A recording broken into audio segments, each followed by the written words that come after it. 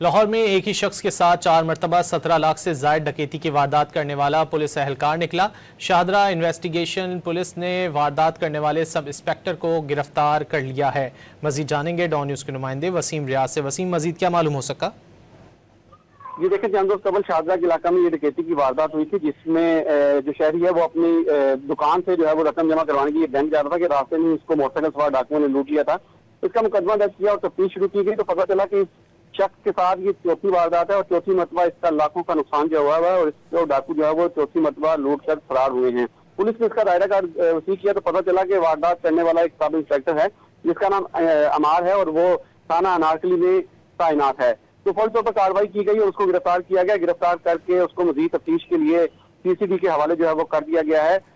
जो मुलजिम है उनका रिकॉर्ड भी सामने आ चुका है, तफ्तीश की जा रही है और पुलिस का कहना है कि तफ्तीश में मजीद चीजें भी जो है वो सामने आ जाएंगी। जी, बहुत शुक्रिया वसीम इन तफसीलात के लिए।